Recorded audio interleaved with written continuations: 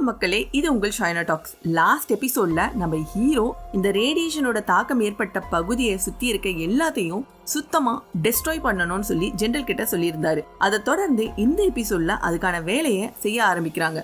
சுத்தி இருக்கிற ஊர்களில் வசிக்கிற மக்கள் எல்லாரையும் காலி பண்றாங்க. நிலப்பகுதியில ரேடியேஷன் எந்த அளவுக்கு பரவி இருக்குன்னு ஒவ்வொரு இடமா போய் இன்ச்சா நோட் பண்றாங்க.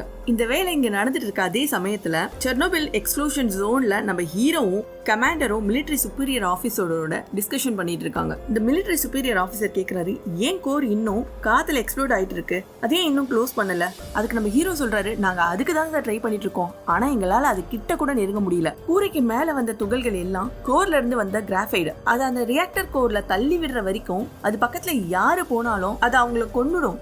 அந்த கோர் 3 லேயரா இருக்கு. அதுக்கு நாங்க பேர் வச்சிருக்கோம். இதோ இந்த போட்டோ பாருங்க. இங்க இருக்க சின்னது காட்டியா 1 மணி நேரத்துக்கு 1000 நிமிஷம். அதுல 2 மணி நேரம் எக்ஸ்போஸ் ஆகுறது உயிருக்கே ஆபத்து. அண்ட் இந்த பக்கம் இருக்கிறது நீனா 1 மணி நேரத்துக்கு 2000 நிமிஷம். இது அதை விட மோசமானது. அதுக்கு அந்த மிலிட்டரி அபிஷியல் சொல்றாரு, ஆப்கானிஸ்தான்ல நாங்க ரிமோட் கண்ட்ரோல் குண்டுகளை யூஸ் பண்ணோம். அது ரொம்ப ஹெவி, சோ அது உள்ள ஸ்ட்ரெயிட்டா போய் விழுந்துரும். என்னது, எரிஞ்சிட்டு இருக்க நெருப்பு அணைக்கவே நாங்க இவ்வளவு பாடுபட்டோம், மறுபடியும் குண்டு வெடிப்பா? இதெல்லாம் ஒர்க் அவுட் ஆகாது. அங்க உட்காந்து என்ன பண்ணணும் யோசிச்சுட்டு இருந்த நம்ம ஹீரோ சொல்றாரு, 3 ஓவர் லோனகார்ட் STR-1 அது ரொம்ப லேசா இருக்கும். லெட்டால கவர் பண்ணோம்னா அது ரேடியேஷனை தாக்கும். அதுக்கு கமாண்டர் சலிப்பா சொல்றாரு, நிலவுக்கு நம்மளால மனுஷங்களை தான் அனுப்ப முடியல, குறைஞ்சபட்சம் இது குறைக்கவாவது அனுப்பாம இருக்கலாம் அப்படின்னு சொல்றாரு. அதுக்கு நம்ம ஹீரோ அதுதான் இருக்கிறதுலே முக்கியமான விஷயம். ஜெனரல் எந்த சூழ்நிலையும் மனுஷங்களை அதுக்கு மேல போகக்கூடாது, ரோபோட்ஸ் மட்டும் தான் நம்ம யூஸ் பண்ணணும். சோ அதுக்கு மிலிட்டரி ஆபீசர் கேக்குறாரு, அப்ப இங்க இருக்கிற இந்த லா செக்ஷன் எப்படி? அது மாஷா 12,000 ரன்சன் தலையில இருந்து கால் வரைக்கும் நீங்க முழு ப்ரொடெக்ஷன் கிரீடோட 2 நிமிஷம் நின்னா கூட 3 நிமிஷத்துல உங்க வாழ்க்கை பாதி ஆயிடும். அண்ட் சில மாசங்கள்லயே நீங்க செத்துருவீங்க. இவ்வளோ ஏன் நம்மளோட லூனார் ரோவர்ஸ் கூட இந்த மாஷால வேலை செய்யாது. ஒரு பெரிய அளவு காமா ரேடியேஷன் எல்லாத்தையும் தொலைச்சிரும். அந்த துகள்கள்ல மைக்ரோ சிப்ஸ்ல இருக்கிற சர்க்கியூட்ஸை கிழிச்சு போட்டுரும். ஒரு லைட் ஸ்விட்சை விட ஏதாவது காம்ப்ளிகேட்டடா இருந்ததுன்னா அந்த மாஷா அதை அழிச்சிடும். அதுக்கு அது கமாண்டர் சொல்றாரு, கூரையில இருக்க அந்த இடம் தான் இந்த உலகத்திலேயே ரொம்ப ஆபத்தான இடம். அதுக்கு அந்த மிலிட்டரி அபிஷியல், சோ நம்ம இப்ப என்ன பண்ணணும்?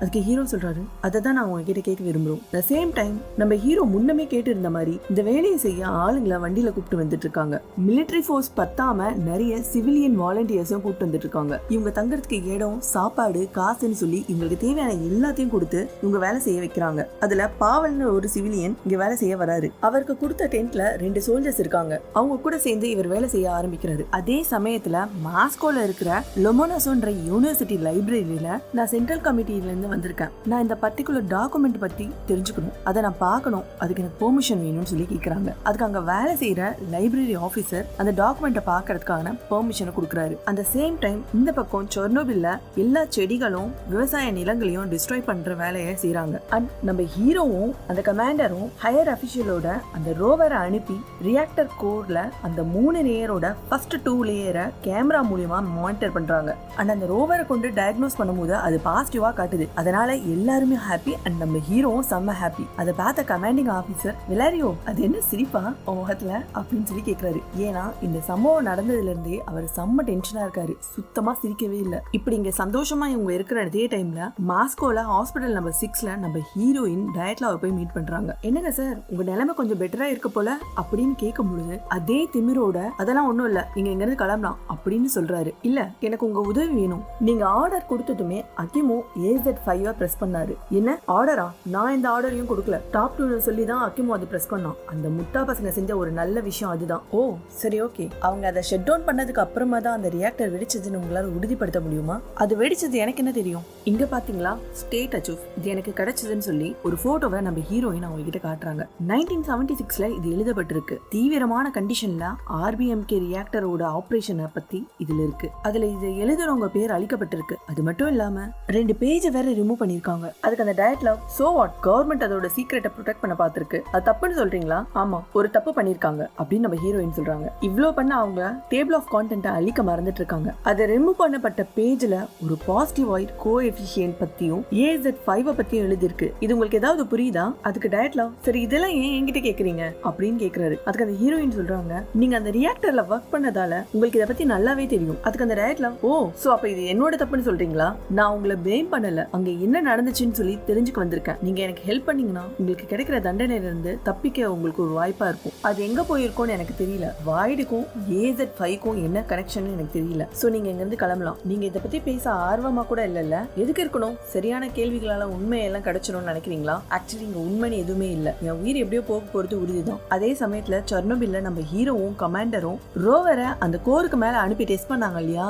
அதை தொடர்ந்து ஜெர்மனில இருந்து ஜோக்கர்ன்ற ஒரு வெஹிக்கலை ஹெலிகாப்டர் மூலமா அந்த கோருக்குள்ள இறக்கி சிக்னல், கேமரா, மோட்டார்னு எல்லாமே சரியா இருக்கான்னு பாக்குறதுக்குள்ளேயே அந்த வண்டி டிஸ்ட்ராய் ஆயிடுது. அதை பார்த்து ஃபெடப் ஆயிடுறாங்க. இதை பார்த்து செம்மையா காண்டான அந்த கமாண்டர் யார்கிட்டயும் போன்ல பேசி அந்த போனை போட்டு உடைச்சிடுறாரு. வெளியில வந்து நம்ம ஹீரோ கிட்ட அரசோட அதிகாரப்பூர்வமான அறிக்கை என்னன்னா, சோவியத் யூனியன்ல ஒரு உலகளவு நியூக்ளியர் பேராபத்துக்கு வாய்ப்பு இல்ல. ஜெர்மன்ஸ் கிட்ட டிடெக்ட் பண்ண அதிக அளவு ரேடியேஷனே 2000 ரோஜர் தான். அது ஒரு பொய்யான நம்பர். சோ கண்டிப்பா அந்த ரோபோட் ஒர்க் ஆகாது. அது சரி, நான் உங்ககிட்ட ஒண்ணு கேக்குறேன். ஒருவேளை நம்ம அதை கிளியர் பண்ணலனா என்ன ஆகும்? நோ, அதை நம்ம கண்டிப்பா கிளியர் பண்ணி தான் ஆகணும். இல்லனா அந்த கூரையை நம்மளால மூட முடியாது. அதை மூடலனா அந்த 12,000 ரான்டன் ஹிரோஷிமா அணுகுண்டை விட double the amount of radiation ஒவ்வொரு மணி நேரத்துக்கும் வெளியேற்றிக்கிட்டே இருக்கும். இதை கேட்ட கமாண்டர், சோ நம்ம லெட்டை உருக்கி கோட்டிங் மாதிரி அது மேல ஊத்தலாமா? அதுக்கு அந்த மிலிட்டரி அபிஷியல் சொல்றாரு, நம்ம கிட்ட இருந்த லெட் எல்லாம் நம்ம ஃபுல்லாவே யூஸ் பண்ணிட்டோமே. மத்த ரியாக்டர் பில்டிங்ஸ்ல இருக்கிற